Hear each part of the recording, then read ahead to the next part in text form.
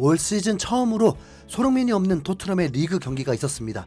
21라운드 빅매치 토트넘 대 맨유의 경기였습니다. 앞서 아스톤빌라가 에버튼과의 경기에서 무승부를 거두면서 정말 좋은 기회였습니다. 토트넘이 승리만 하면 아스톤빌라와 공동 3위가 되는 타이밍이었거든요. 더 앞선 맨시티와 뉴캐슬의 경기에서 뉴캐슬이 혼란 빠진 베스트 11을 상대하면서 전반전을 2대1로 앞서 나가버리기도 했는데 후반전에 신예 선수의 극적 역전골로 정말 아쉽게도 맨시티가 승점 3점을 다 가져가 버리면서 토트넘과 승점 차이가 벌어지고 있었기 때문에 토트넘의 승리는 더 간절해질 수밖에 없었습니다. 경기 1시간 전 선발 라인업에 나왔을 때 살짝 의외였습니다. 왜냐하면 클루셉스키가 없었기 때문입니다. 그러면서 비카리오 골키퍼, 포로, 로메로, 반더벤, 우도기, 스킵, 벤탄쿠르, 호이비에르, 존슨, 히샬리송, 베르너가 선발 출전을 하게 되었습니다. 로메로 반더벤이 70여일 만에 다시 콤비를 이루는 순간이었습니다. 감격적인 순간이었죠. 그런데 손흥민이 빠지고 클루셉스키까지 빠지다 보니까 이 찰나에 경기 감각 완전 떨어져 있는 베르너가 선발 출전 기회를 얻었고, 이적할 거라는 기사가 쏟아졌던 마음 붕 뜬 호이베르가 선발 출전 기회를 얻게 되었습니다. 그러면서 솔직히 기대 반, 걱정 반이 되었죠.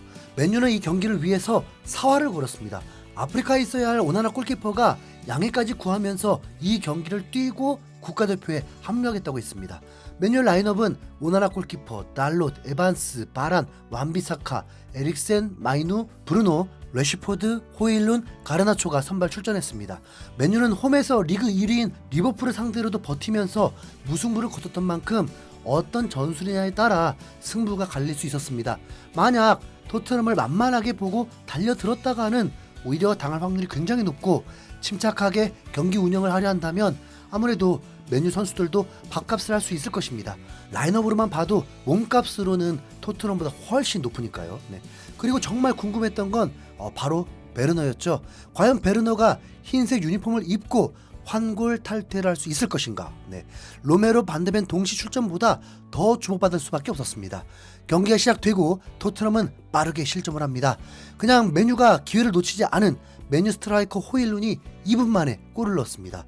로메로 반더벤 조합이 무색해진 순간이었습니다. 하지만 인정해야죠. 토트넘이 지금 상대하는 팀은 B클럽 맨유라는 걸요.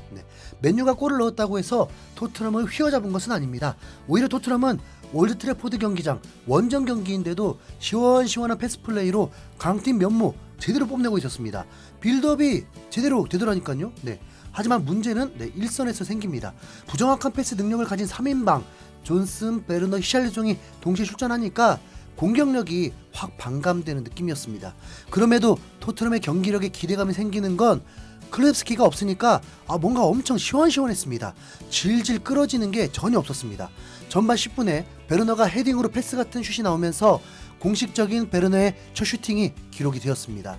손흥민의 빈자리는 확실히 느껴지면서 이거 골이 어떻게 나올 수 있을지 정말 궁금한 순간, 전반 16분 손흥민이 아니어도 가능할 수 있는 그 골로 다시 원점을 만들어버립니다. 히샬리송의 헤딩골이요. 코너킥 상황에서 포로의 예리한 오른발 킥에 맨유 선수들이 몰려있었는데도 히샬리송이 집중력을 발휘하면서 헤딩골을 넣은 것입니다. 엔지 감독도 매우 기뻐하던데요. 우선 경기 자체가 볼만나게 흘러갔습니다. 전반기 토트넘이 홈에서 2대0으로 승리했을 때도 재밌었죠.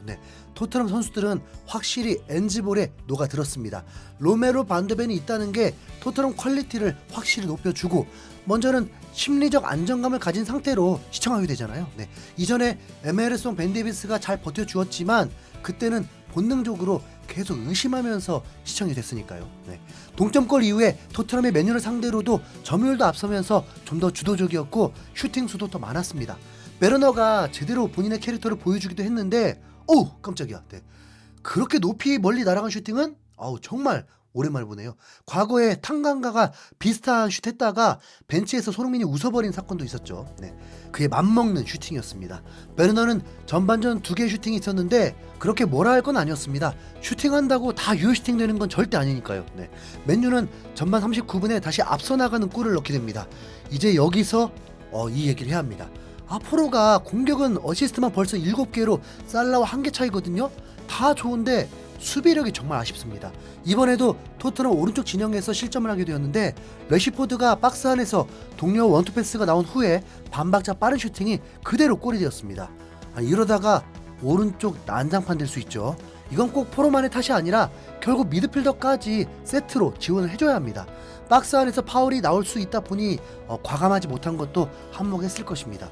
하필 이 오른쪽 모두 정말 잊고 싶은 로메로 첼시전 퇴장 사건, 그 지점이거든요. 맨유는 이제 호일룬에 레시포드까지 터지면서 하위권 득점팀이라는 현실에서 탈피할 듯 보였습니다. 이 실점 전에 우도기의 커버 때 골대를 때려버리는 충격적인 실점이 나올 뻔하면서 아마도 동료들이 집중력을 잃은 것도 있을 것입니다. 추가 시간에 로메로가 날아오르는 슈퍼 헤딩골이 나올 뻔했는데 골대를 맞고 나오면서 아쉬움을 삼켰고 전반은 이렇게 1대2로 마무리되었습니다. 이미 올 시즌 전경기 득점을 올린 토트넘은 올드 트로포드에서 한 골 넣었다고 만족할 건 아니었습니다. 1대2로 밀리고 있지만 토트넘은 그래도 강팀의 면모를 보여주면서 점유율도 63대 37로 압도를 했습니다. 패스 성공률은 무려 90%에 육박했습니다. 후반전이 문제인데 먼저는 베르너가 오랜만에 출전했기 때문에 체력이 뒷받침될 것인가 였고 어쨌든 변화를 주고 싶어도 선수가 너무 없는 토트넘이어서 버텨내야만 했습니다. 만약 앞서 나가고 있었다면 지키려는 작전을 세울 수 있는데 현실은 골이 필요한 상황이었죠. 후반전이 시작되고 토트넘은 곧바로 동점을 만들어버립니다. 베르너가 토트넘 데뷔 도움을 올리는 순간인데요. 왼쪽 측면에서 들어오는 벤탄쿠르에게 타이밍 절묘하게 횡패스를 해주었고 벤탄쿠르가 공격수들을 믿을 수 없다는 듯 혼자 해결하면서 슈팅 그대로 골망 찢을 듯한 골로 동점을 만들었습니다. 맨유의 선제골과 비슷하기도 했습니다.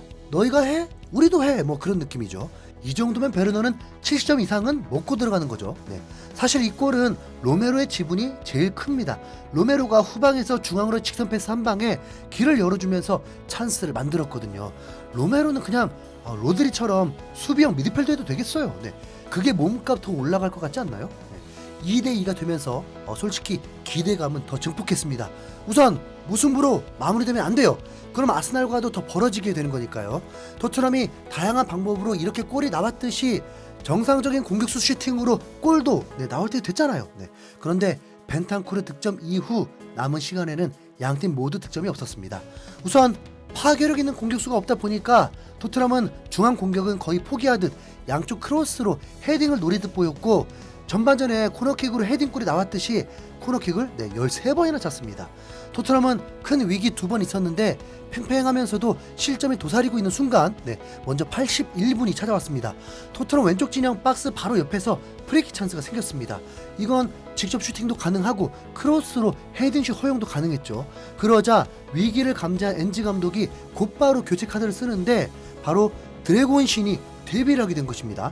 상대적으로 작은 스킵을 제외하고 드라고신을 투입하면서 높이를 더 올렸습니다. 다행히 실점도 없었죠. 그리고 86분에는 갑자기 반더벤이 주저앉으면서 깜짝 놀라게 했습니다. 이미 부상 트라우마가 생겨서 선수들 말고 팬들이요. 다행히 쥐가 난 것이었습니다. 그리고 88분에 교체까지 되었습니다. 이렇게 로메로와 드라구신의 센터백 조합이 만들어졌습니다. 그리고 양팀은 지친 상황에서도 이대로 끝낼 수 없다는 듯 수비가 균열이 생기면서도 골을 넣기 위해 사력을 다했는데 94분에 맨유의 맥토미니가 헤딩골 찬스를 놓치면서 토트넘이 큰 위기를 벗어났습니다. 그래도 다 주도하고도 마지막 한 방으로 끝장날 뻔했습니다. 확실히 손흥민이 없는 토트넘은 공격력이 달라 보이긴 했습니다. 공격의 패턴이 매우 뻔하게 되었습니다. 어차피 잠시거든요. 그래도 원정에서 2골 넣고 가능성 보였으니까 더 기대할 만하죠. 이제 손흥민 없이 치러야 할 경기는 맨시티, 브렌트포드, 에버튼, 브라이튼입니다. 어때요? 승산이 보이나요? 물론입니다. 이상 흰수염고래였습니다. 감사합니다.